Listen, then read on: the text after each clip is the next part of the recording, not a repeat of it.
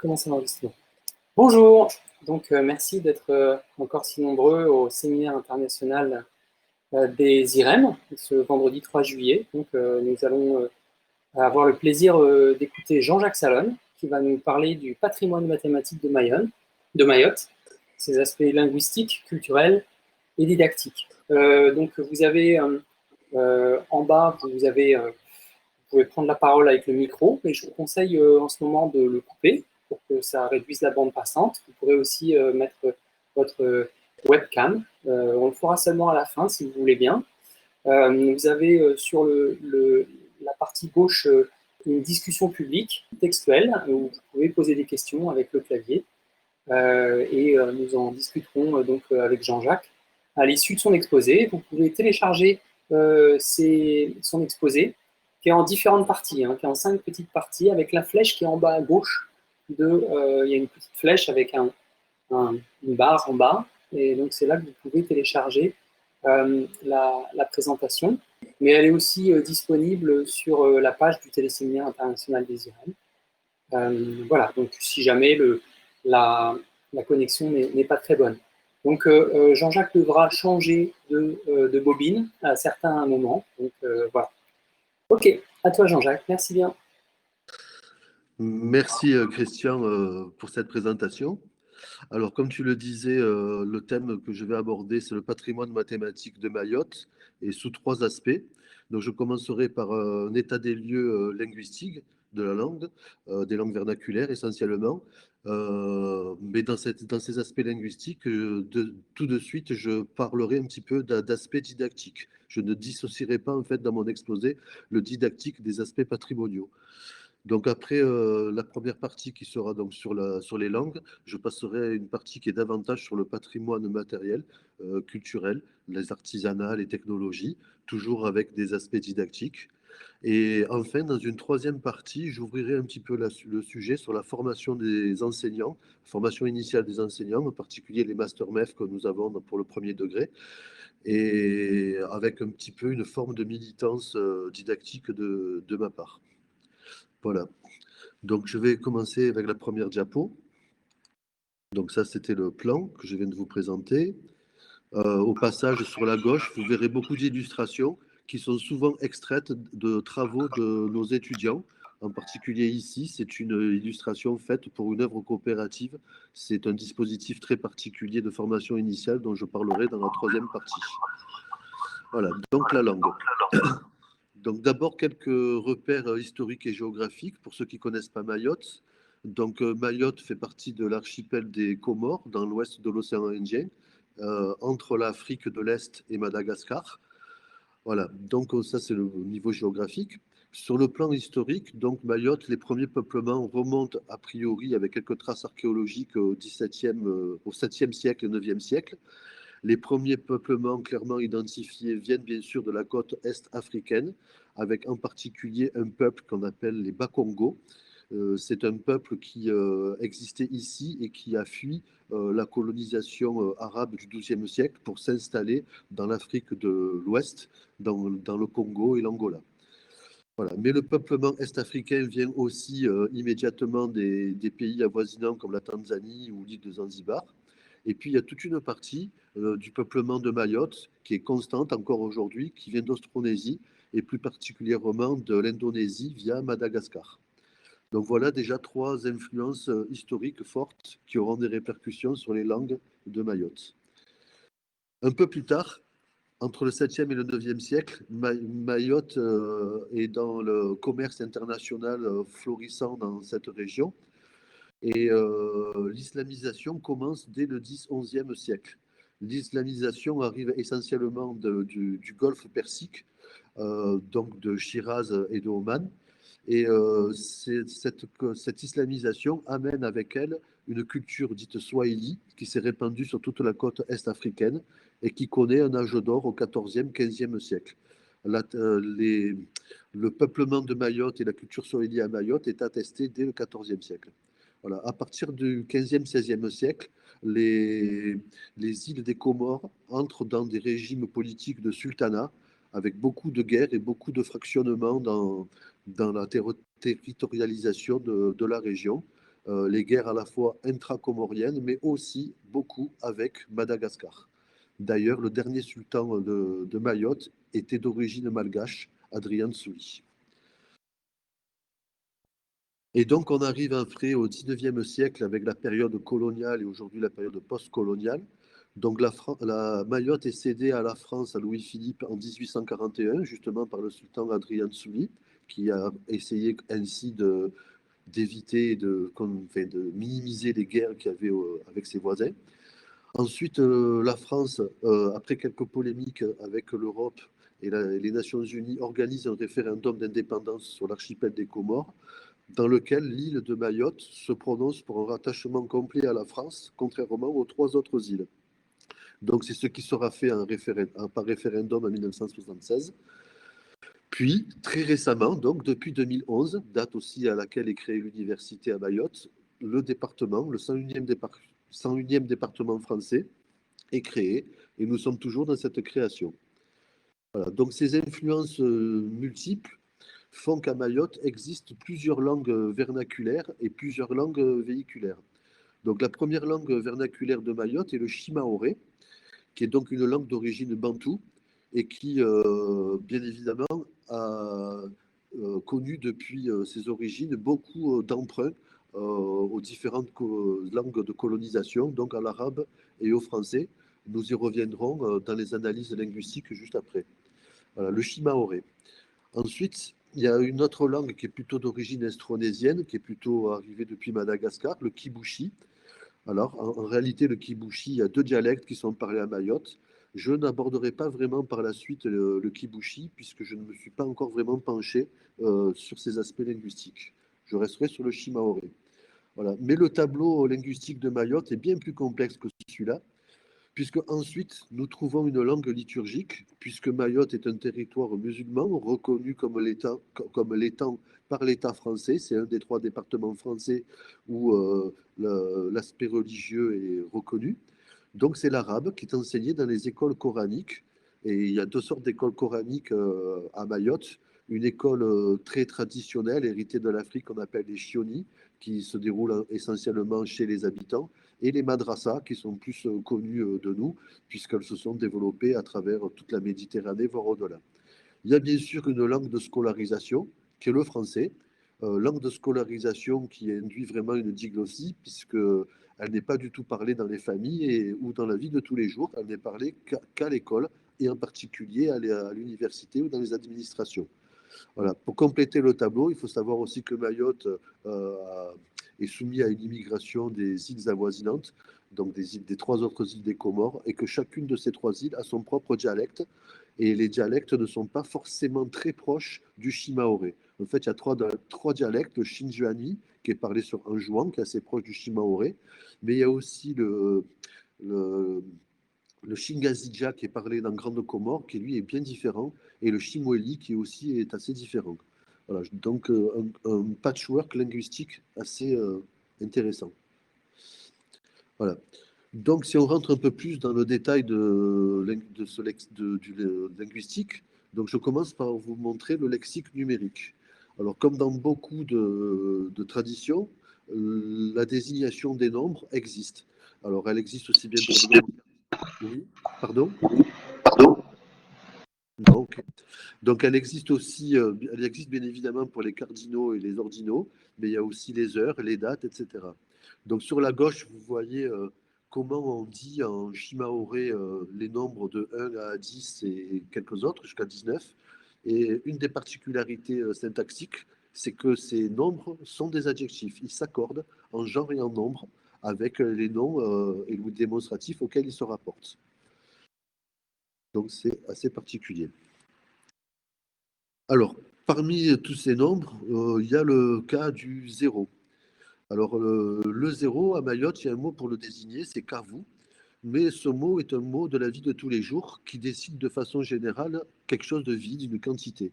Il est très polysémique. On peut l'employer aussi bien quand il n'y a plus rien sur un étalage que quand un magasin est vide, ou quand il n'y a plus d'heures, ou quand la rivière est à sec, etc., etc. Et donc, il y a une association de linguistes locaux, Chimay, qui propose depuis quelques années d'inventer un nouveau mot pour désigner le zéro chiffre, indiqué sous Fourier. Donc l'image qui est donc quel intérêt, pourquoi, est-ce qu'il faut, je ne sais pas. Mais une anecdote, c'est à propos de l'image que vous voyez à gauche, qui vous intrigue peut-être, c'est un distributeur de boissons.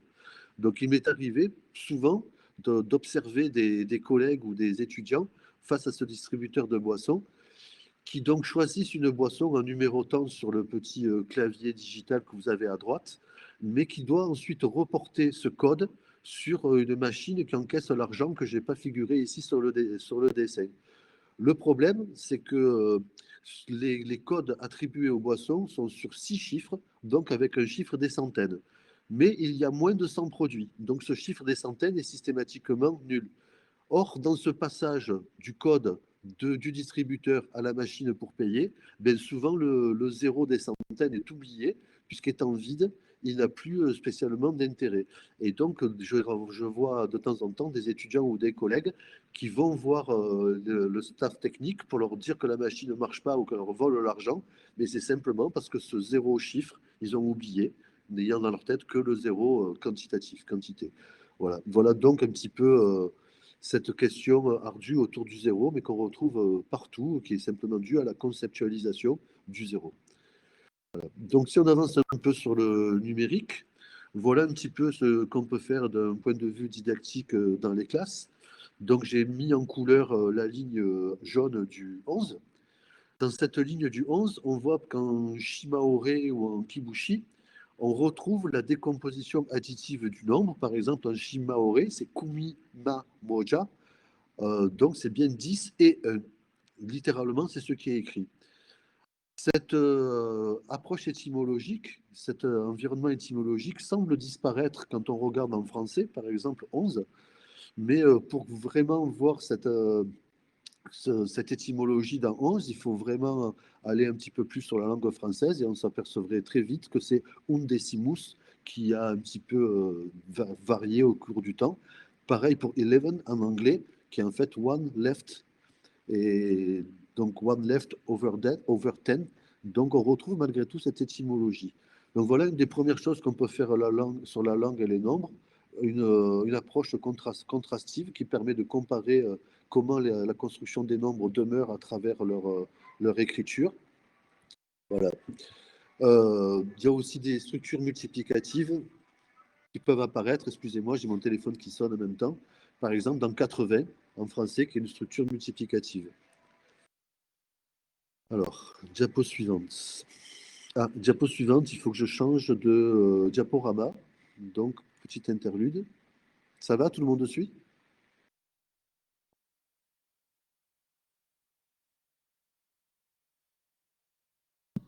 Oui, oui. Ok. Voilà. Diaporama suivant. Tout le monde là, c'est bon?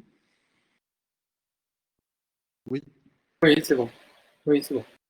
Alors, voilà un petit peu les questions du coup que je me suis posées autour de ce travail sur la langue et le numérique. Donc, faut-il compléter le lexique mathématique?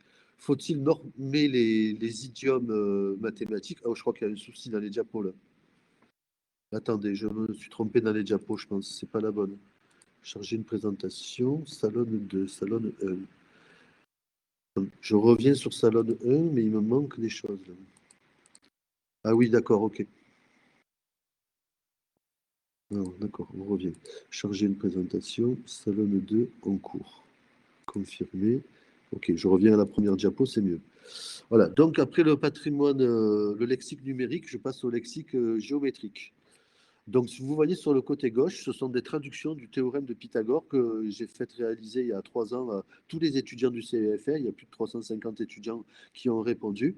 Et la première chose qu'on remarque dans ces traductions, c'est donc le vocabulaire géométrique triangle et rectangle, qui, a priori, n'existe pas. Donc, dans le Shimaore, ici, vous voyez que du Shimaore, et qui subit au contraire des changements de code ou des hybridations, par exemple le triangle qui devient trianguli.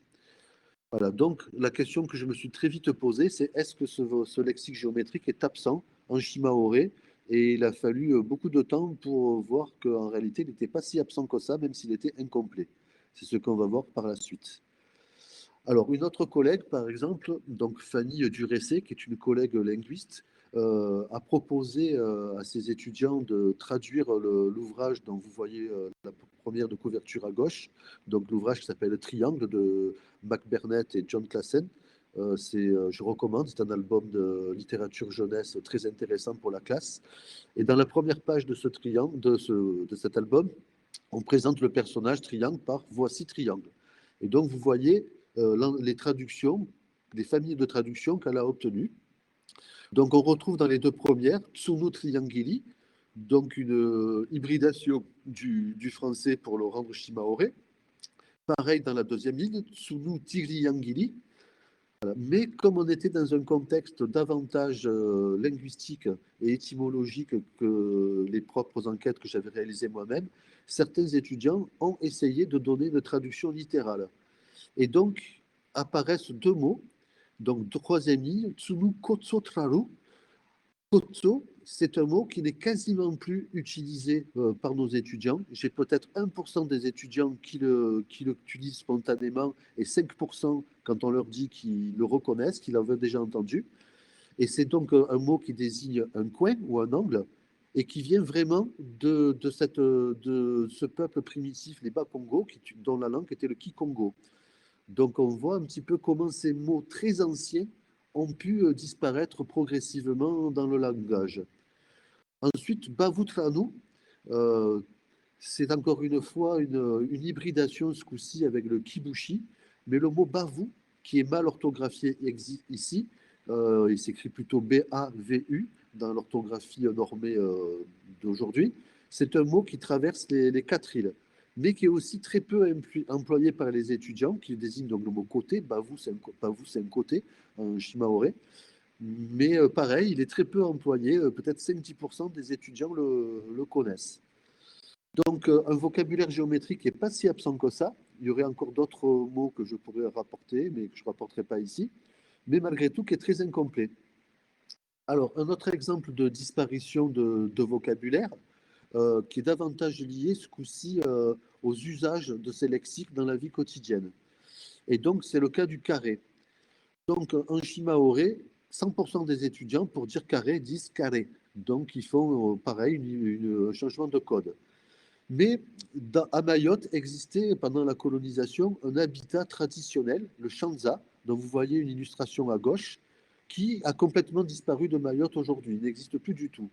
Mais dans cet habitat traditionnel, la clôture était désignée par un mot d'origine arabe, muraba, mot qui vient donc de l'arabe murabae, qui désigne lui le carré. La clôture n'est pas forcément carrée. Donc ça désigne plutôt un quadrilatère. D'ailleurs, Murabae, si je ne me trompe pas, en arabe, c'est plutôt Mu'arbae, c'est-à-dire quelque chose qui a été ramené à 4. Voilà. Cependant, Murabae, c'est bien carré en shimaore, en arabe. Et on le retrouve aussi en shimaore, toujours dans cette maison, avec en haut à droite du schéma, ce qu'on appelle le Muraba Washo, qui est en fait le carré des ablutions. Et donc ce mot carré était utilisé dans ce contexte-là à Mayotte. Il a donc complètement disparu avec cet habitat traditionnel. Bon, il faut remarquer aussi qu'un autre mot existe pour désigner le carreau dans les jeux de cartes, le mot shipaza, qui est un mot complètement sur les quatre îles, qui est shikomorien, mais très peu de personnes l'utilisent pour utiliser un carré, même si j'ai vu un album jeunesse qui utilise shipaza pour parler du carré géométrique. Donc voilà deux exemples de disparition du lexique. Un exemple par l'ancienneté et la disparition naturelle de la langue, et un exemple par la disparition des usages de la vie quotidienne auxquels elle est rattachée. Voilà, je rentre maintenant un petit peu davantage dans des questions plus conceptuelles autour de l'écriture logique, avec deux focus très particuliers sur la négation et l'implication. Alors, la négation en shimaoré, elle est assez semblable à ce qu'on peut voir dans la langue française, puisque ce sont elle est semblable, elle est différente, ce sont des préfixes qu'on met devant le préfixe sujet. Donc, c'est complètement différent. Après, en plus, ce sont des préfixes variables, donc ka ou tsi à la première personne du singulier. Ensuite, il y a un petit suffixe intermédiaire qui est si ou sou, puis on retrouve la racine verbale. Donc voilà une construction de la négation qui est ce qu'elle est. c'est plus difficile à voir dans les traductions comment les négations sont utilisées. Par contre, l'implication, si alors, c'est ce qu'on voit maintenant sur les images de gauche, c'est beaucoup plus facile à voir. Et on retrouve bien évidemment les problèmes, les questions d'hybridation et de changement de code qu'on a déjà vu sur l'autre mot. Le mot plus ou moins normé de la langue, c'est Neka, mais comme la graphie du Shimaore n'est pas encore fixée, en fait, elle est fixée que depuis le mois de janvier de cette année, il y a bien évidemment beaucoup de variations sur cette écriture. Quant à Nehika, c'est une hybridation avec ce qui serait plutôt du Kibushi, bien qu'un Kibushi, ce soit plutôt Nahika, le mot si. Voilà. Par contre, le mot alors, il est indépendant, on le retrouve à la fois dans toutes les Comores et en partie à Madagascar, avec deux mots, Bassi et Vavo. Donc voilà un petit peu donc, ces variations autour de l'implication. Mais l'implication, ce n'est pas qu'une question de langage et d'idiome, c'est d'abord une question conceptuelle et mathématique. Or, ce sont des concepts logiques, mais les concepts mathématiques, comme qu'est-ce que c'est un carré, sont aussi compliqués, et donc qui présentent des obstacles internes importants. Par exemple, est-ce qu'on peut vraiment comprendre ce qu'est un concept logique comme l'implication sans vraiment travailler une table de vérité, comme vous le voyez à gauche? Ensuite, est-ce qu'on peut vraiment comprendre la logique sans faire un travail sur les prédicats et en particulier sur les quantificateurs? Voilà. Donc tout ça implique que la formation des concepts logiques est assez délicate, quel que soit le lieu où on se situe. Il y a des interférences que j'ai pu constater dans mes traductions entre divers concepts, par exemple l'implication qui peut se mélanger avec la négation à travers des contraposés partiels, par exemple. Mais très courant dans toutes les langues, l'implication est souvent mêlée à la causalité. Une implication n'est pas une causalité, une implication n'est pas une corrélation, et aussi très souvent impliquée à la temporalité.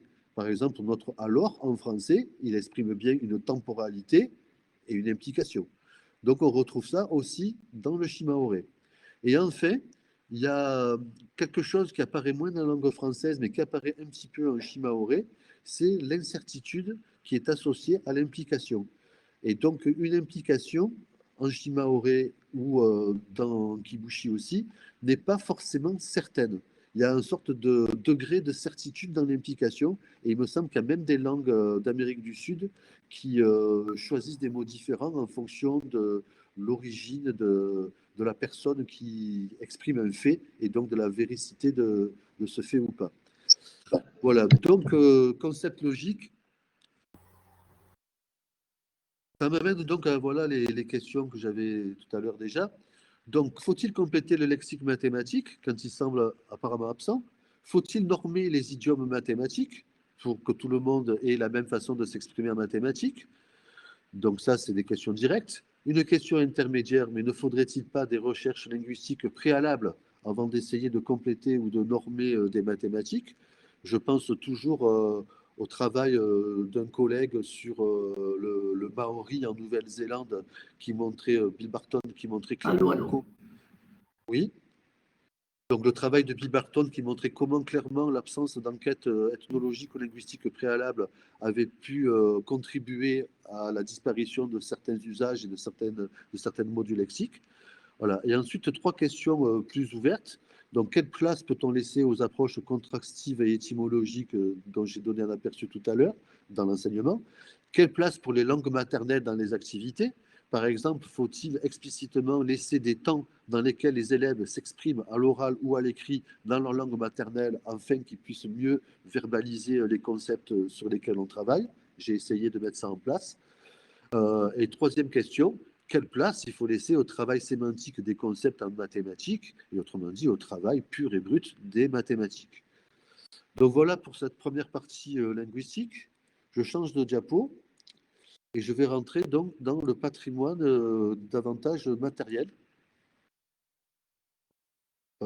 J'ai pas cliqué où il fallait. Charger, salon, confirmer, confirmer. On va mettre la première diapo. Voilà. Alors, on est très surpris malgré tout de ce lexique qui est parfois absent, parce que le patrimoine culturel de Mayotte, comme partout dans le monde, est très riche d'objets en rapport avec les mathématiques. Donc, on retrouve bien évidemment très souvent des questions de poids et mesure. Ici, donc, vous voyez des ustensiles de la vie quotidienne à Mayotte. Et par exemple, à Mayotte, traditionnellement, on utilise des louches comme mesure de contenance, des louches très artisanales qui ont à peu près le volume d'une noix de coco. Euh, voilà. Et il existe d'autres choses. Vous avez plusieurs récipients ici que ce sont les contenances, mais il y a des systèmes de poids, il y a des systèmes de longueur assez proches de nos longueurs anciennes. Par exemple, les coudées, on les retrouve à Mayotte. Voilà ce genre de choses. Ensuite, on retrouve bien évidemment beaucoup de géométrie dans la mode et l'habillement. Ici, vous voyez une des traditions de Mayotte qui est le masque facial, qui est à la fois un masque de beauté et un masque de soins, qu'on appelle le tsinzano. Mais Mayotte est aussi très connue, et toute l'Afrique de l'Est et du Sud même, pour les vêtements qui sont très colorés de motifs géométriques. À Mayotte, on appelle ça des salouvas. Voilà. Donc vous avez la personne qui est représentée ici a un salouva sur elle. Et bien évidemment, il y a après tout un autre tas d'objets artisanaux comme la broderie, les vêtements protocolaires, etc. On retrouve aussi les mathématiques dans l'artisanat. Alors là, il y a énormément d'entrées. Je reviendrai plus en détail sur une un peu plus loin. Là, je vous montre une technique de tressage dans laquelle on voit déjà des formes géométriques particulières, cylindre, pentagone, hexagone. On trouve bien évidemment les formes géométriques dans la poterie. On en a vu un petit peu tout à l'heure. Et puis, il y a une tradition qui est de la sculpture sur porte, sur volet, qui est importée de la colonisation chirazienne et sur laquelle je reviendrai un petit peu juste après.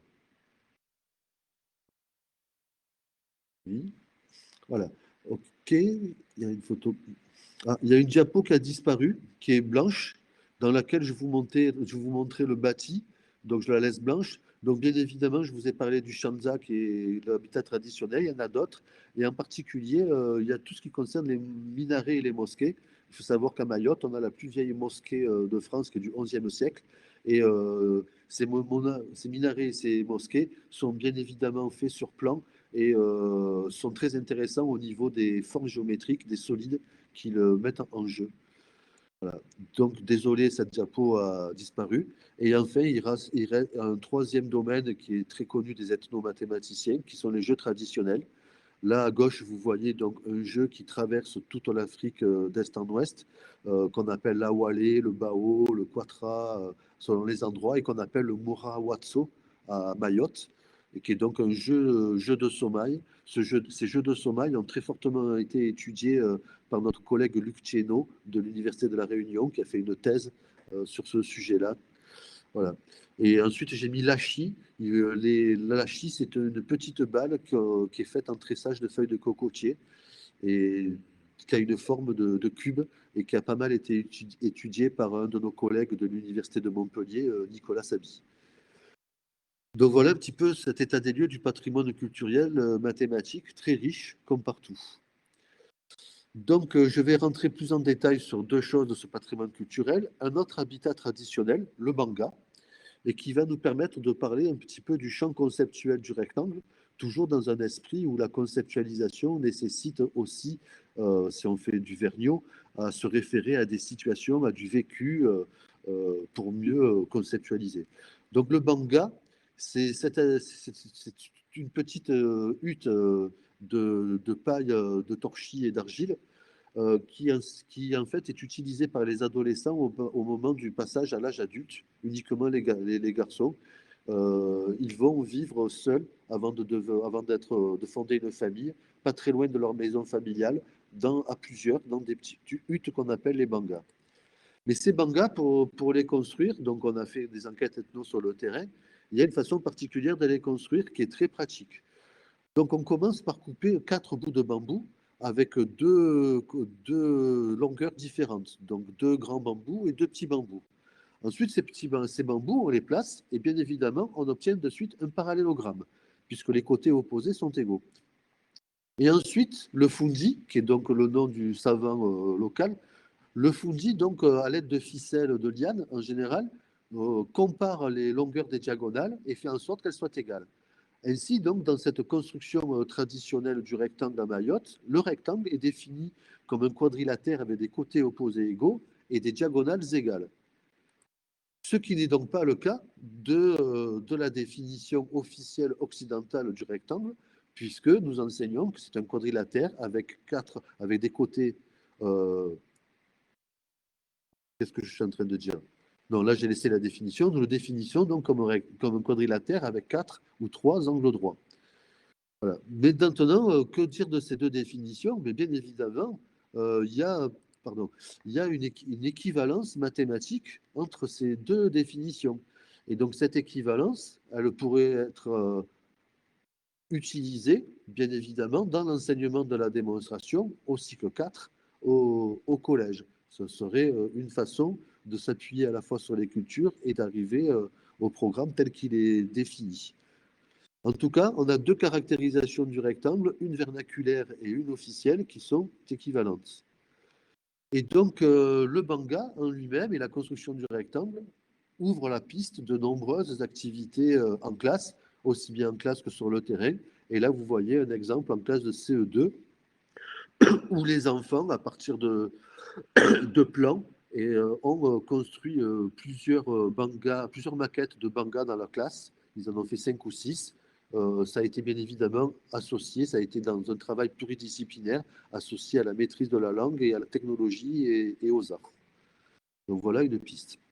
Deuxième et dernier point sur le patrimoine culturel matériel,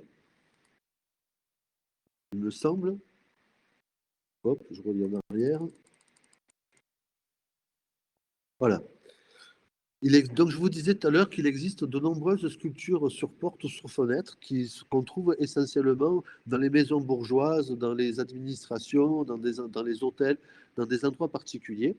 Il n'y a plus de sculpteurs de ce genre de choses à Mayotte. Il en existe encore sur les Comores une dizaine. Ensuite, c'est une sculpture sur porte, donc qui fait partie de la culture swahili, sauf qu'à Mayotte et dans les Comores, elle a subi une grande épuration des formes. Elle est beaucoup plus géométrisée qu'ailleurs. Et donc là, vous avez un exemple remarquable. Alors, je ne sais pas si vous voyez ce qu'il a de remarquable. Je vous laisse même quelques secondes pour décrypter les formes géométriques qui apparaissent là-dessus. Avant de vous les commenter, je peux lire sur le côté, dans les messages, si vous voyez des choses originales dans cette sculpture. Voilà, je ne sais pas. Bon, a priori, personne n'interagit. Alors, la première particulier, ben, c'est ça. C'est que si vous regardez bien ces étoiles, ce sont des étoiles à 7 branches, des heptagones. Or, nous savons tous que l'heptagone n'est pas constructible. Et donc, la question se pose vraiment de quelles technologies ont été utilisées par ces sculpteurs.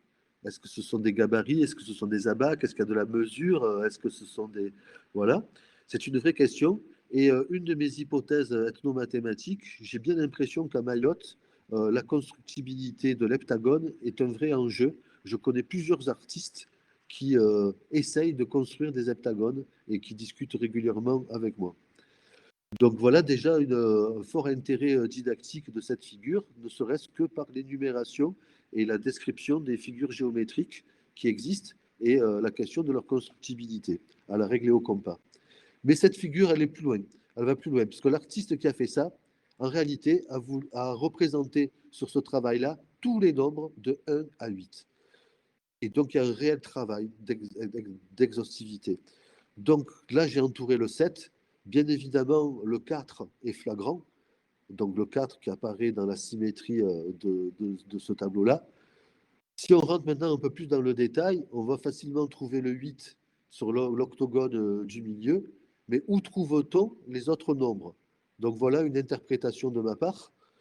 Alors bien évidemment, on retrouve le 1 dans l'unité du carré, la dualité éventuellement dans le 2 dans le carré et le cercle. Mais le 2, si on regarde bien, il se retrouve partout, parce que toutes les pétales de toutes les rosaces sont découpées en deux parties. Ensuite, il y a beaucoup de nombres qu'on retrouve dans les petites fioritures qui sont faites sur les côtés. Par exemple, le 3, eh bien, on le retrouve ici, dans ce petit motif à trois aiguilles. De la même façon, on va retrouver le 5 dans cette sorte d'éventail qui est ici, 1, 2, 3, 4, 5, et le 6 dans les coins, 1, 2, 3, 4, 5, 6. Le 7, on en a parlé. Le 8, on en a parlé.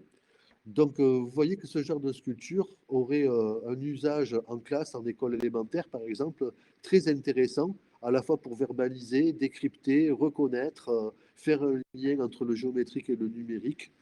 Voilà, j'en dis pas plus, puisque je vois qu'il est déjà 34. Ok, je vais faire moins d'une heure, hein, donc je répondrai beaucoup à vos questions. Ensuite, donc, pour faire un bilan de ce patrimoine culturel matériel, voilà un petit peu les questions de recherche qui sont assez semblables aux précédentes. Faut-il fixer des définitions des objets mathématiques, ou plutôt faut-il faire vivre des équivalences, ou plutôt attendre le cycle 4 pour vraiment donner des définitions occidentales? Faut-il introduire des technologies vernaculaires, c'est-à-dire les façons dont ces artistes ou dont réalisent les formes géométriques sur les sculptures, mais aussi dans les minarets, dans les solides, etc. Ça repose tout à l'heure la question de l'enquête préalable en linguistique. Là, c'est l'enquête préalable en ethnomathématiques qui semble nécessaire pour ne pas éluder certaines technologies. Et puis, de façon générale, ça pose la question de la place des approches inclusives de la diversité culturelle, qu'on peut appeler aussi de la contextualisation, du culturally responsive teaching, par exemple, dans nos enseignements. Voilà. Donc, en transition, je passe à ma partie 3, qui va davantage vous parler de ce qu'on fait à Mayotte dans la formation des enseignants du premier degré. Mais comme vous avez pu le voir dans ce patrimoine mathématique, le patrimoine culturel immatériel, il y a un défaut de transmission flagrant de ce patrimoine-là de génération en génération, surtout quand on est sur plusieurs siècles. Et donc, il y a un oubli qui s'installe, un oubli de lexique, un oubli de technique. De même pour le patrimoine culturel matériel, vous avez vu tout à l'heure le shanzan n'existe plus, les bangas c'est devenu anecdotique. Euh, donc ce patrimoine culturel matériel se dégrade. Il n'y a pas d'entretien, il se dégrade. Sans parler que des techniques comme celle de sculpture disparaissent complètement puisqu'il n'y a plus de sculpteurs à Mayotte. Mais au-delà de ce patrimoine culturel, matériel et immatériel, il y a bien évidemment le patrimoine naturel. Vous voyez à gauche un magnifique lac naturel sur Mayotte, qui est une réserve biologique intégrale avec beaucoup d'espèces d'oiseaux migratoires qui viennent dessus. Mais comme partout ailleurs dans le monde, ce patrimoine naturel est en disparition complète. À Mayotte, peut-être qu'il reste 5% du territoire qui sont encore des forêts climatiques tropicales humides. Tout le reste est de l'agriculture et de l'agriculture intensive sur brûlis, qui plus est. Voilà, donc tout ça disparaît. Et ne parlons pas du lagon qui subit la pollution, qui subit le volcanisme récent, etc. etc. Voilà. Et donc tout ça emmène les populations, en tout cas mes étudiants, puisque c'est essentiellement eux, à travers eux que je vois ça, à une sorte de perte d'identité culturelle, puisque les patrimoines des anciens semblent ne plus exister et ils se retrouvent confrontés à une modernité qu'ils ne comprennent pas toujours, même s'il y a beaucoup de valeurs auxquelles ils aspirent à travers notre modernité, comme la démocratie ou l'égalité des genres. Mais globalement, il s'en traduit une dégradation de la qualité de vie de mes étudiants et des gens que je rencontre à Mayotte. Donc, est-ce que nous, chercheurs, enseignants, formateurs, on peut rester insensibles et éloignés de ces questions sociétales? Je ne crois pas. Donc, c'est là un petit peu ma militance. Donc voilà le contexte de Mayotte en plus qui exacerbe davantage ces questions-là. Là, vous voyez sur la gauche les courbes de la population scolaire. En bas, on a la maternelle et tout en haut, on a le milieu professionnel. Donc vous voyez déjà qu'à Mayotte, c'est une école récente, hein, puisque l'école élémentaire date que des années 70, mais qui est en pleine croissance exponentielle, avec en plus, c'est exacerbé par les flux migratoires, aussi bien de l'archipel des Comores que de l'Afrique de l'Est et de Madagascar. Puisque les choses sont jamais simples, à Mayotte, il y a également un fort taux de contractualisation des enseignants. Il est à plus de 50% dans le second degré. Et depuis qu'on a mis le master en place pour le premier degré, il est descendu à 25% pour le premier degré. Et non seulement il y a un fort taux de contractualisation, mais en plus il y a des turnovers chez les enseignants qui sont insoutenables. Et pas que chez les enseignants, dans l'administration aussi, c'est extrêmement difficile d'être dans la continuité pédagogique. Voilà. Ensuite, les établissements scolaires. Les établissements scolaires, ben, on est quasiment en Afrique de l'Est. C'est-à-dire que la majorité de nos établissements sont sous-équipés, vétustes, avec des conditions sanitaires déplorables, des conditions de sécurité, je ne vous en parle pas, c'est bétonné partout. Et donc, on manque constamment de moyens, même si à Mayotte, on construit en gros 2, 3 écoles élémentaires par an et un collège tous les 2 ans. C'est énorme. Voilà. Mais il y a un tel flux, une telle croissance de la population scolaire que c'est presque, c'est un puits sans fond. Voilà. Et puis les structures administratives, hein, Mayotte n'est un département que depuis 2011 et son rectorat était jusqu'à présent, jusqu'en février de cette année, qu'un vice-rectorat. Il n'avait donc pas toutes les prérogatives d'un rectorat. Donc des choses très instables. Donc, en réponse à tout ça, nous avons mis en place depuis maintenant 3 ans à Mayotte un master MEF premier degré. Donc, ce master MEF, malgré tout, il s'inscrit dans le prolongement d'un existant, puisque la formation des maîtres et des enseignants a été initiée à Mayotte dès 1974 par les cours normaux, comme on l'avait à Métropole, qui ont été ensuite suivis par l'Institut de formation des MEF des maîtres. Donc, ce n'est qu'en 2011 que le CUFR est créé, donc le Centre universitaire de formation et de recherche de Mayotte. Et à ce moment-là, il englobe l'IFM, qui est toujours existant. Mais l'IFM est arrivé en extinction en 2016-2017 pour laisser la place au Master MEF premier degré. Alors, ce Master MEF premier degré à Mayotte a des particularités fortes. Par exemple, il se fait en 2 ans. C'est-à-dire que le concours de recrutement du professeur des écoles à Mayotte est en fin de licence et pas en milieu de master comme partout ailleurs en métropole et en France. Donc on a la chance d'avoir une formation pleine de nos étudiants sur 2 années avant leur titularisation. Ceci nous permet d'avoir 2 piliers dans notre formation, l'alternance intégrative qu'on retrouve partout et qui est l'alternance entre les mises en stage sur le terrain, donc les situations professionnelles, et les cours à l'université. Cette alternance intégrative, elle est progressive. La première année, nos étudiants sont dans des stages filés ou d'observation ponctuels, une fois par semaine, alors que la deuxième année, ils sont responsables 1 semaine sur 2 de leur classe. Donc très fort enjeu. Et enfin, un dispositif très original qui s'appelle les œuvres coopératives et que je vais un petit peu davantage vous présenter puisque c'est là que réside ma militance pédagogique. Alors, ces œuvres coopératives, c'est un dispositif sur les 2 années. La première année, il s'agit en réalité de demander aux étudiants de choisir un thème patrimonial ou sociétal et d'enquêter sur ce thème-là à travers la société mahoraise et de façon pluridisciplinaire, c'est-à-dire en ayant derrière la tête déjà des idées de ce à quoi ça pourrait servir en classe. Donc, ce sont des groupes coopératifs qui sont mis en place de 3 à 5 étudiants qui sont figés pendant toute une année. Donc, on est sur un vrai travail, une vraie pédagogie de projet. Cette enquête aboutit à des dossiers multimédia numériques qui sont élaborés avec de nombreux partenaires. Et donc, vous voyez à côté un petit nuage de partenaires. Donc, au centre, on a le centre universitaire de Mayotte. Mais sur le haut à droite, vous voyez qu'il y a tout un tas de partenaires institutionnels qui interviennent, quasiment tous les partenaires, conseil départemental, le musée de Mayotte, les archives, etc., etc., le rectorat, bien sûr. Et puis, si vous regardez en bas à gauche, on a des partenaires beaucoup plus associatifs. Par exemple, l'association Chimée, dont je vous ai parlé, mais aussi les naturalistes de Mayotte, qui sont constamment impliqués dans ces travaux-là. Et puis, au-delà de ces partenaires institutionnels ou associatifs, il y a évidemment beaucoup de personnes qui sont démarchées pour ces enquêtes-là. Donc, des personnes qu'on appelle des fundis, c'est-à-dire qui sont reconnus pour certains champs de compétences dans Mayotte, ou qui sont des personnages emblématiques de Mayotte, ou simplement qui sont des anciens qui connaissent un petit peu les choses, comment se sont déroulées les choses à Mayotte. Donc le premier effet de ce dispositif, c'est l'amplification des liens entre l'université, la formation des enseignants et la société environnante. On a ainsi impulsé des dynamiques de collaboration qui sont très porteuses et qui chaque année ne cessent de s'amplifier.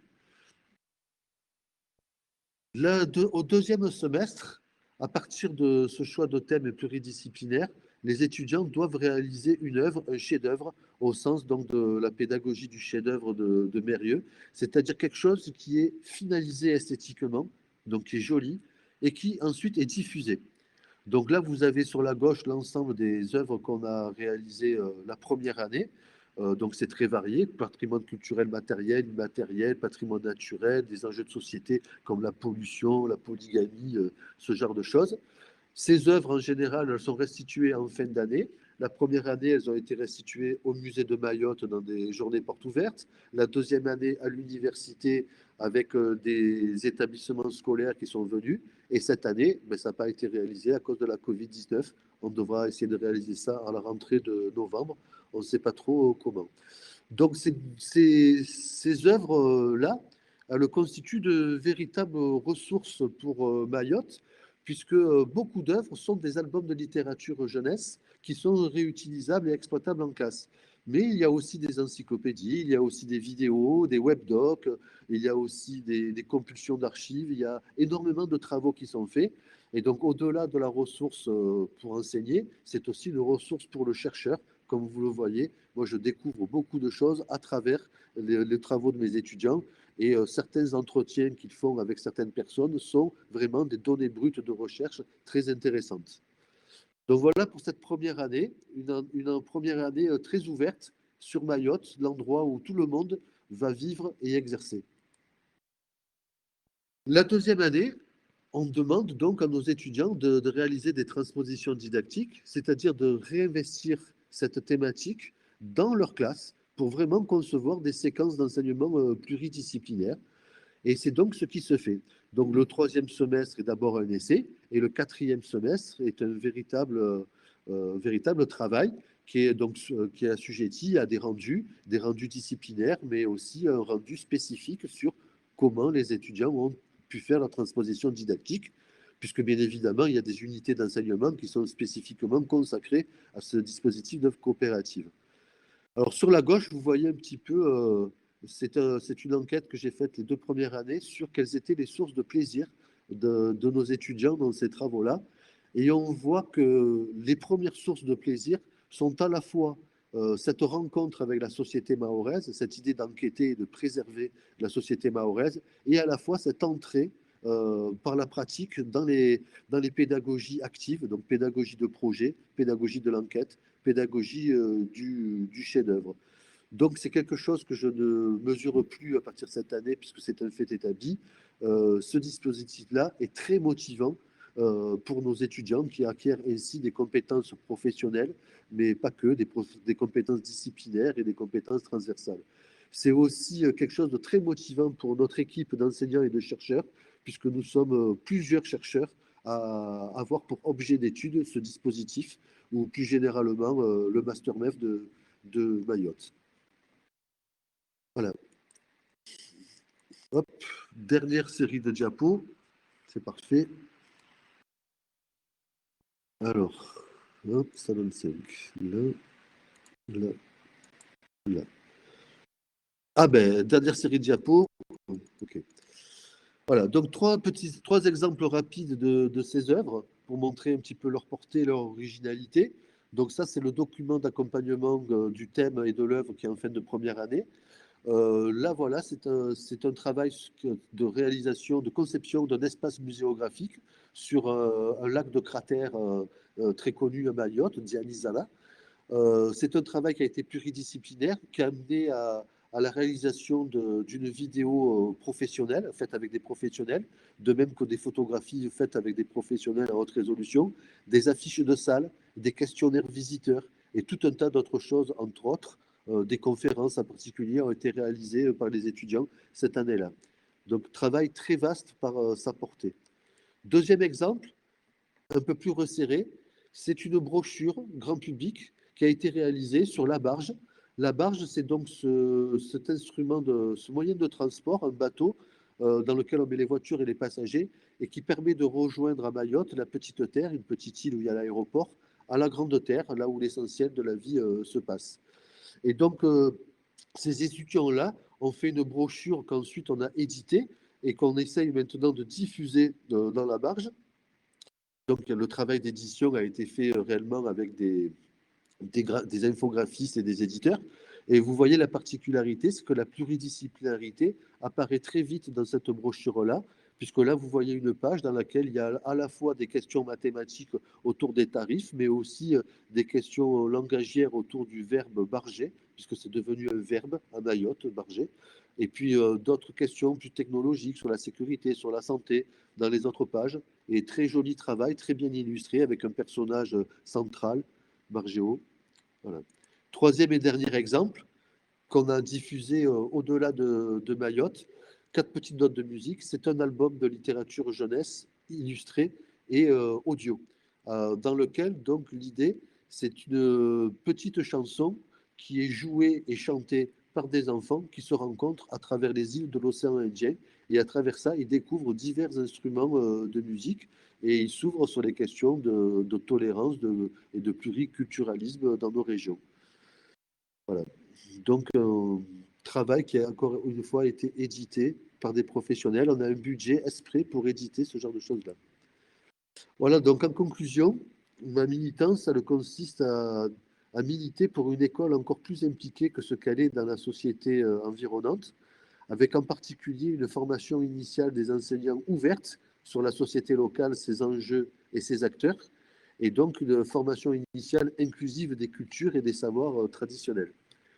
Deuxièmement, c'est une sorte de mise en abîme que nous essayons de faire à travers cette formation initiale. Nous espérons ensuite que ces enseignants formés soient engagés bien évidemment dans des pédagogies actives, mais aussi dans la préservation des patrimoines, en continuant à contribuer et à avoir des échanges avec les organismes qui s'occupent de cela. Et puis, le bout de la mise en abîme, ce sont des élèves qui sont motivés, tout comme l'ont été nos étudiants, par ces pédagogies actives et ces entrées culturelles locales, qui retrouvent donc ainsi le plaisir d'apprendre et de vivre ensemble. Voilà, j'ai été pile sur 1 heure. J'espère que vous avez des questions. Merci.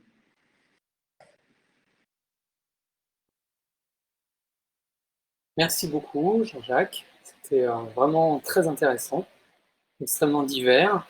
Un peu dense. Un peu dense, effectivement. Donc, Bernadette Denis dit qu'il n'aurait pas eu de conférence. C'est pas faux. Donc, est-ce qu'il y a des questions? Déjà, Bernadette Denis qui se posait la question du trajet du Bas-Congo. Oui. Tu as parlé d'abord des différentes influences culturelles, linguistiques. Qu'est-ce que vient faire le Bas-Congo ici? Alors, les Bakongo, c'est un peuple, des royaumes qui existaient sur l'Afrique de l'Est, l'Afrique de l'Est centrale, avant le XIIe siècle et qui ont connu leur âge de gloire vers les 6e, 7e, 8e siècles. Et c'est donc un peuple qui avait une langue, le Kikongo, qui a toujours une langue, le Kikongo, qui est donc une langue bantoue.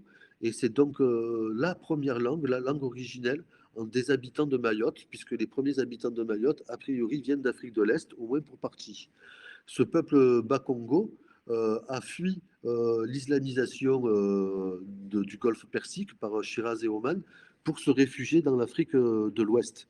Et donc, ce qui est intéressant, c'est que quand on regarde le shimaoré et quand on regarde un mot comme kotso, donc qui désigne un coin ou un angle, on voit cette origine linguistique, puisque ce mot est vraiment un mot de cette langue kikongo primitive. Ce n'est pas un mot issu de l'arabe ou un mot issu du français. Et donc, ce qui est intéressant, c'est de voir comment ces mots anciens dans les langues disparaissent, puisque disparaissent sous l'effet des autres langues qui viennent s'insérer dans les langues vernaculaires. Donc voilà un petit peu ce que je pouvais dire sur les Bakongo et leur langue, le Kikongo.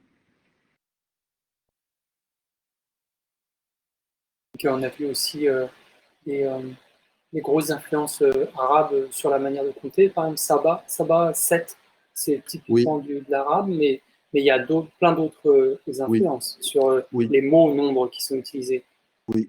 Alors, si je me réfère à d'autres collègues linguistes qui connaissent donc eux la langue et qui n'ont pas forcément oublié tous les mots, l'influence arabe est l'influence principale de la langue du shimaoré.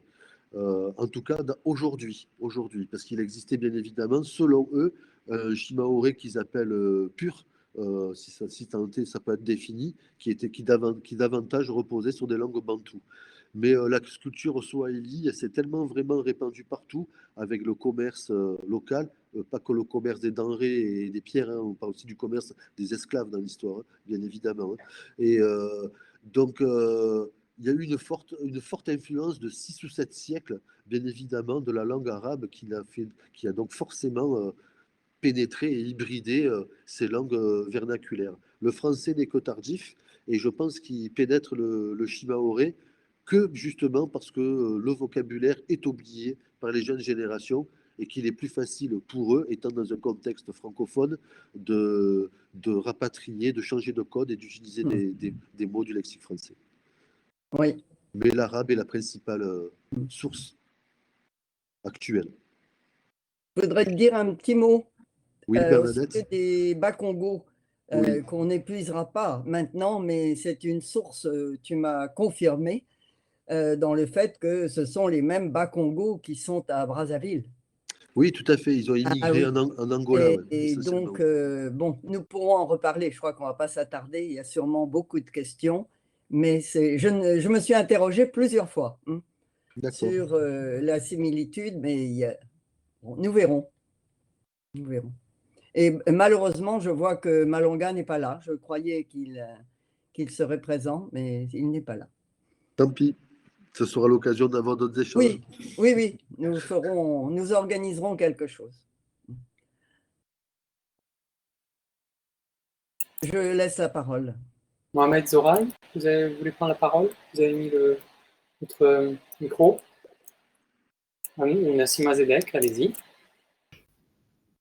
Bonjour, merci beaucoup Jean-Jacques pour cette présentation et merci pour les belles photos. Vous nous avez fait un petit peu évader. En fait, à un certain moment, vous avez posé une question. Vous avez dit, enfin sur vos diapos, vous avez écrit « Faut-il normer les idiomes mathématiques ?» Et puis, vous aviez comme sous-question justement, par rapport à la recherche linguistique au préalable, vous avez dit quelle place doit-on laisser à la langue maternelle dans les activités? Vraiment, je m'intéresse à ça et vous avez donné des exemples magnifiques dans les activités. Je pense qu'effectivement, lorsque les enfants arrivent à faire le lien entre ce qu'ils voient, ce qu'ils connaissent comme mots dans leur culture et ce qu'on veut leur inculquer comme équivalent, c'est plus comment on appelle ça, c'est plus direct ou enfin plus conséquent. Voilà. Avez-vous fait des études plus détaillées sur cette sous-question, Jean-Jacques? En fait, voilà la question principale. Merci. Alors, sur le fait de normer les idiomes mathématiques, et si je veux prendre que l'exemple de si alors, j'ai pas fait spécialement d'essai là-dessus, puisque j'ai un parti pris déjà là-dessus, qui va pas dans ce sens-là. Le parti pris, c'est que je pense que la première difficulté est mathématique, intra-mathématique, et que les concepts logiques, comme le concept de conséquence, d'application, euh, je pense qu'il souffre d'abord de sa difficulté interne et du manque de travail de ces concepts dans les classes. Plus concrètement, je trouve que le travail sur les prédicats ne se fait que trop tardivement s'il se fait à l'université. Pourtant, on travaille très tôt, dès le cycle 4, l'argumentation, la démonstration, ce genre de choses-là. Et je pense donc que c'est mon avis, hein, que je partage qu'avec moi-même, qu'il n'est pas utile de normer les idiomes mathématiques, qu'on peut choisir des mots du langage, qu'il faut choisir des mots du langage maternel, mais ces mots les fixer et ne pas accepter cette variation, cette hybridation, et par exemple décider que, bon, allez, pour dire maintenant si alors en shimaoré, on dira neka vavo. Et si on, ce qui permet en plus didactiquement de marquer le fait qu'on est là dans un langage mathématique et plus dans le langage de la vie de tous les jours. Voilà, parce que même en français, le si alors des mathématiques, c'est pas le si alors de la langue française. Voilà, voilà ce que je pense Merci. sur ce sujet-là. Merci. Puis je vois que Khalid Najib voulait que je me présente. En fait, je me suis présentée au début du téléséminaire. Je me représente. Nassima Zedek, enseignante de mathématiques dans un lycée privé à Alger, membre du laboratoire Maurice Audin au lycée international d'Alger et étudiante master 2, recherche didactique des mathématiques avec l'université d'Aix-Marseille. Merci beaucoup Jean-Jacques. Hein. Merci Nassima. À bientôt.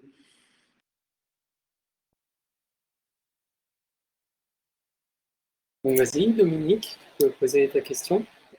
Oui. Irène. Jean-Jacques. Oui, on t'entend mal, Dominique. Enfin, je t'entends mal. Je ne sais pas. Est-ce que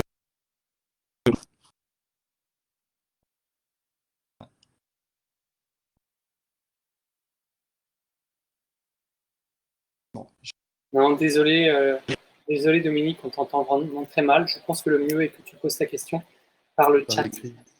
J'étais aussi en communication avec Bruce Fleury Mafuta Chola du Congo-Brazzaville, non, de la République démocratique du Congo, qui n'a pas non plus réussi à se connecter. Donc peut-être qu'il y a en ce moment des perturbations entre le nord et le sud. Donc Dominique, s'il te plaît, pose ta question par le clavier. Alors j'ai une question écrite de Marie-Pierre Galisson. Bonjour Marie-Pierre.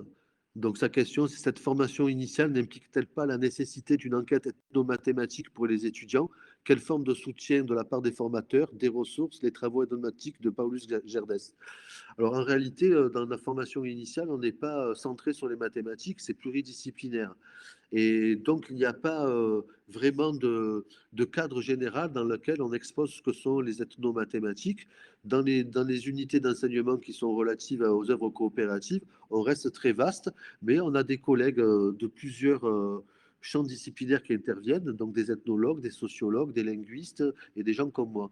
Ensuite, il faut savoir que dans cette formation, elle ne se fait pas comme ça. Il y a régulièrement des conférenciers qui viennent dans la formation, des fundis locaux, qui viennent apporter des éléments ethnomathématiques et plus généralement sur le patrimoine culturel de Mayotte. Et il y en a même 2 d'entre eux qui sont vraiment partie prenante de la formation et qui sont très appréciés.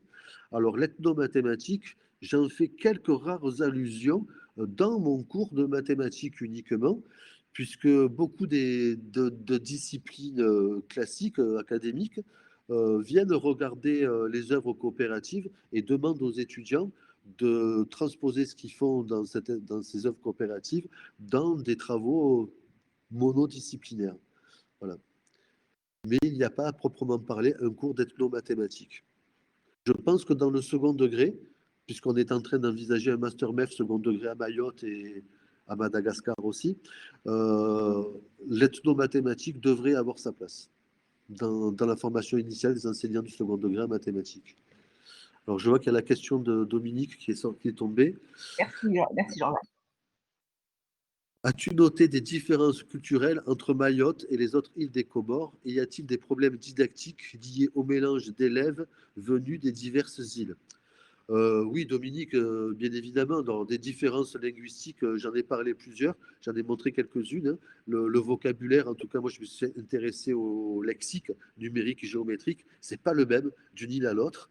Et au niveau, donc, toujours linguistique, le shimaoré est très proche de langue est-africaine bantou, alors que les langages parlés aux Grandes Comores ou donc de Chibdassia, il est nettement plus différent. Ensuite, au-delà du linguistique, je pense qu'il y a une unité quand même culturelle sur l'archipel des Comores. Les sculptures, on les retrouve partout. Le travail des Salouvins, on le retrouve partout. Mais il y a des variations locales.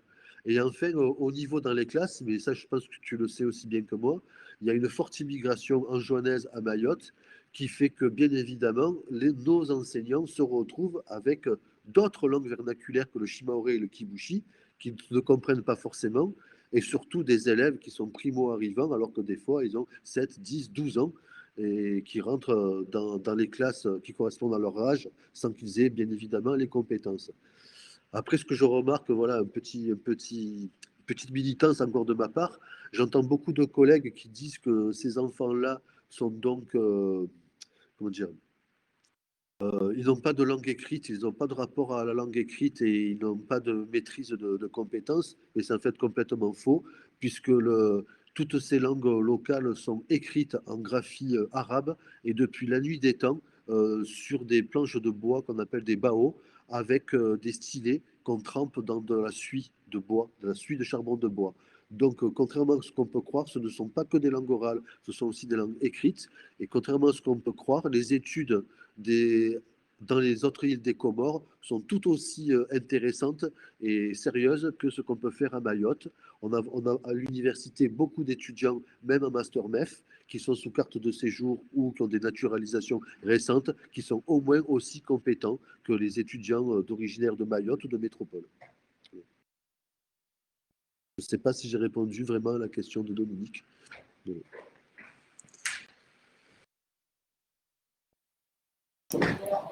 Il y a d'autres questions par CMD et Yannick Truckenwald. CMD. Alors, question de CMD. Je n'ai pas le micro, je partage entièrement les démarches mobilisant le plurilinguisme et la culture vernaculaire, qui pourtant peinent parfois à se mettre en place. Et éventuellement, j'aurais une question sur la réception par les jeunes et les familles, voire les enseignants en poste. Est-ce qu'il peut y avoir des résistances aux réticences, telles que sur des assignations à des origines, par exemple? Je ne suis pas sûr de tout à fait comprendre la question sur les réticences ou les résistances par rapport au pluriculturalisme, je suppose, et au plurilinguisme surtout.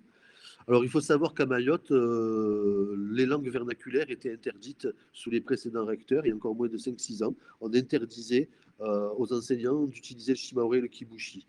Du coup, dans les familles, il y a eu une répercussion qui fait que certaines familles ont tendance à se dévaloriser lorsqu'elles ne maîtrisent pas la langue française et donc à éviter le recours à la langue française au niveau familial. Mais les choses ont bien changé depuis au moins une petite dizaine d'années et cette inclusion des langues est devenue nécessaire et très bien perçue. Et c'est très bien perçu, bien évidemment, par les autochtones, par les Mahorais de souche, mais c'est aussi très bien perçu par l'immense majorité des enseignants de Mayotte qui sont donc Mahorais. Et au niveau de nos étudiants ou de nos collègues dans l'équipe, c'est peut-être là où il y a peut-être un peu de résistance, plus de clivage en tout cas, c'est dans notre équipe d'enseignants-chercheurs, entre les linguistes qui veulent à tout prix être dans le plurilinguisme et certaines personnes qui pensent qu'il faut s'arrêter aux savoirs occidentaux et normés tels qu'ils sont. Voilà. Je ne sais pas si j'ai répondu à cette question-là, comme il faut en tout cas. Après, bien évidemment que le dispositif des œuvres coopératives, il fait beaucoup parler de lui à Mayotte, hein, puisqu'il implique beaucoup d'acteurs. Mayotte est une caisse de résonance, hein. C'est une petite île de 30 km sur 15, hein, avec 250 000 personnes à minima dessus. Donc c'est une énorme caisse de résonance. Et comme je disais, les demandes de collaboration autour de ces œuvres coopératives ne cessent de croître chaque année avec des lycées, des collèges, des professionnels qui viennent aussi nous demander comment on peut les aider, le parc marin, l'ONF, etc., etc. Je ne sais pas si j'ai répondu à la question de CMD. Voilà. Ensuite, je vois Yannick Truckenwald. J'ai une question liée à l'institution à Mayotte. Est-ce que la départementalisation a eu des conséquences sur la formation en maths d'une manière générale sur l'île? Oui, peut-être lié aussi à ce qu'on a dit, c'est-à-dire par rapport à l'aspect culturel aussi. Est-ce que la départementalisation a changé des choses dans la relation entre l'institution et l'île? Alors, je suis désolé, Yannick, mais tes paroles sont très saccadées. Je pense avoir perçu quand même ce que tu voulais dire. Alors, bien évidemment que ça a changé des choses. Bien que Mayotte a toujours été une île soucieuse d'intégrer la France, et bien avant 1841, hein, c'était déjà le cas dans les années antérieures. Mais ce que ça a changé, c'est essentiellement donc deux choses au niveau administratif, puisque les structures administratives et les moyens sont de plus en place grâce à la départementalisation. On vient de passer un rectorat, on a fondé les masters MEF, on va mettre les masters second degré, on va passer sûrement à l'université de plein exercice, on va sûrement créer l'IREM d'ici la fin de l'année et d'autres choses encore, l'Institut des langues, etc. Donc bien évidemment que la départementalisation a changé énormément de choses sur le plan en tout cas administratif et logistique.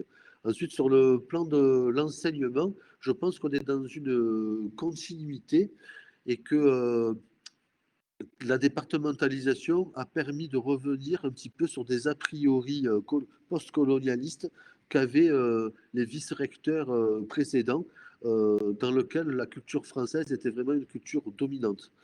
Voilà. Donc, depuis qu'il y a la départementalisation et donc le changement des équipes de formation, etc., euh, les doléances de la population sont mieux entendues. D'accord, d'accord, merci. C'était le sens de ma question. D'accord. Alors, je vois une question de Léa Jacob. Prendre la parole. Léa, tu peux prendre la parole? Alors, il me semble que vous avez dit avoir essayé de mettre en place des moments dans les activités pour permettre aux élèves d'utiliser leur langue maternelle. Pourriez-vous dire un peu plus de ce qui est mis en place pour les encourager à l'utiliser? Ok. Euh, oui. Alors, le problème avec les langues maternelles, c'est souvent que l'enseignant ne la maîtrise pas, surtout quand il y a 4 ou 5 langues maternelles. Donc, il ne la comprend pas du tout. Donc, dans les classes, bien évidemment, une des solutions, c'est d'utiliser des ATSEM qui sont compétentes, mais ce n'est pas toujours possible, ou d'utiliser du tutorat entre élèves pour que les uns et les autres puissent échanger et s'expliquer.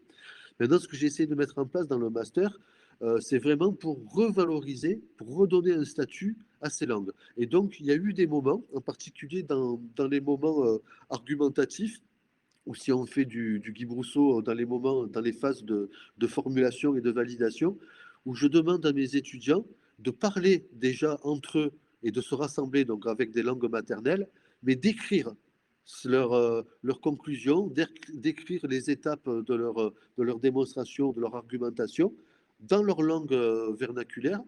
Et ensuite, je ramasse ce travail-là, même si je ne le comprends pas, et j'en fais une sorte de retour qui est plutôt de l'ordre du statistique.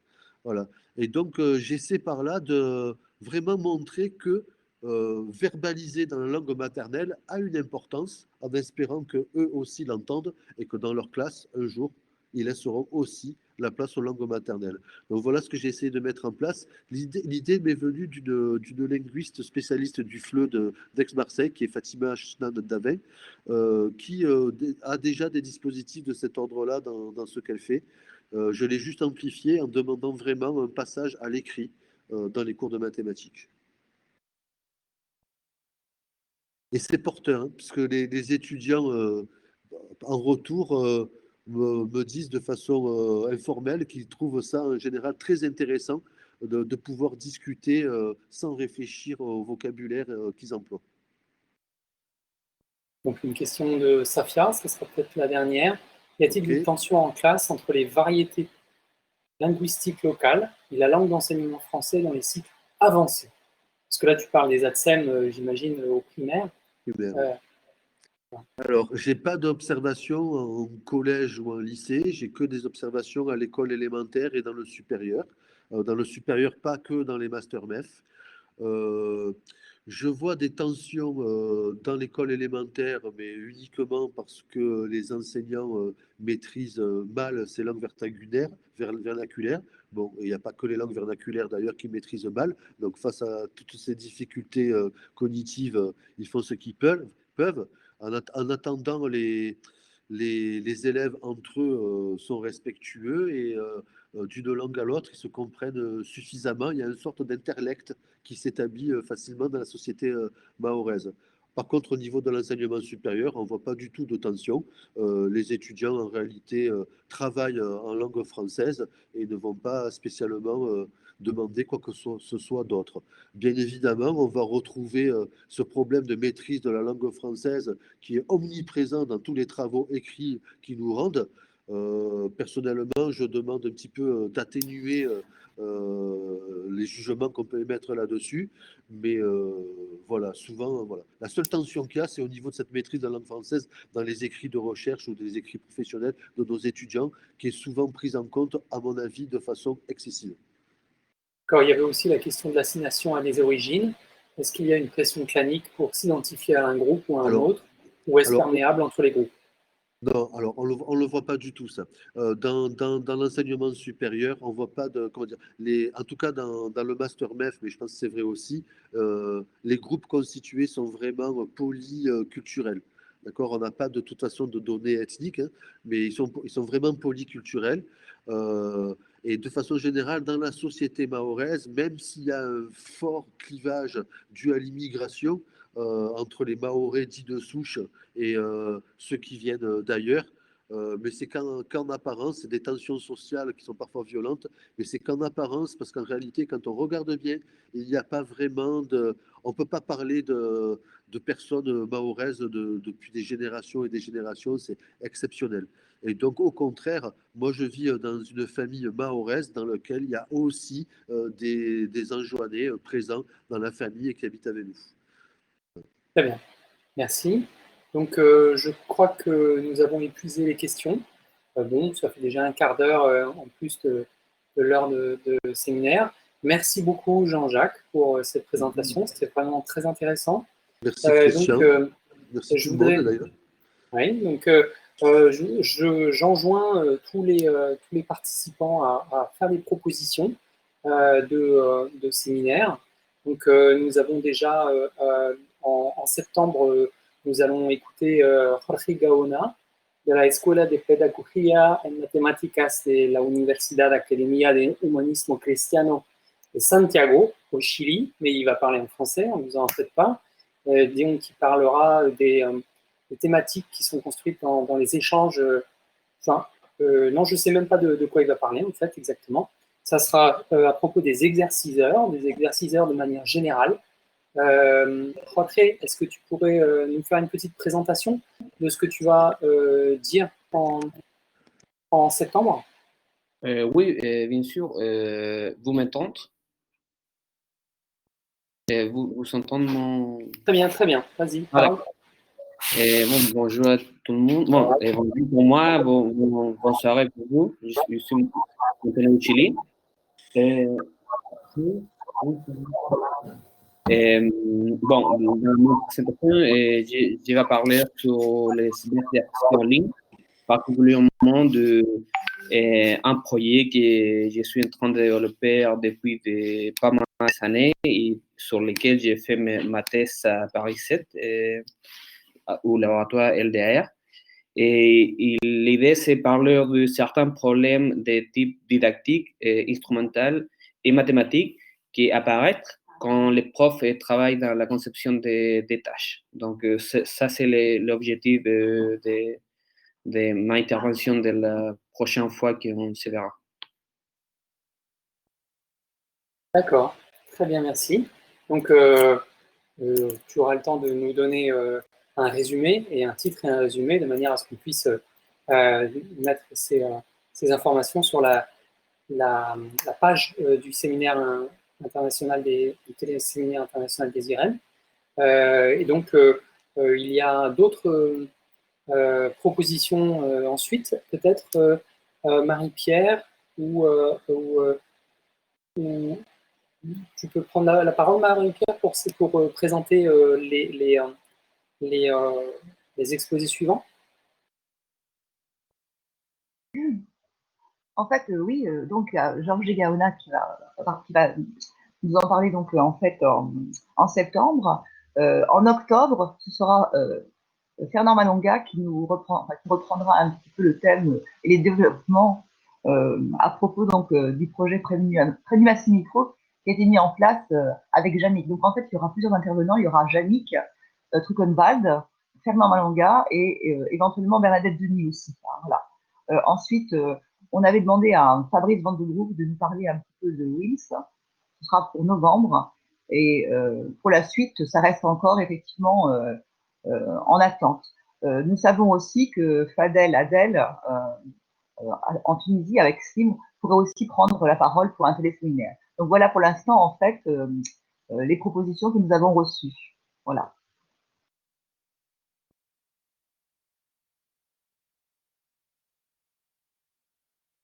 Très bien, merci. Je pense que nous allons donc conclure ce téléséminaire. Merci beaucoup à toutes et tous pour votre participation. Et donc, en septembre, pour écouter Jorge Gaona, bon été, bonnes vacances. N'oubliez pas d'en prendre parce qu'on a tous été bien occupés. Et donc, au revoir. Au revoir. Au revoir.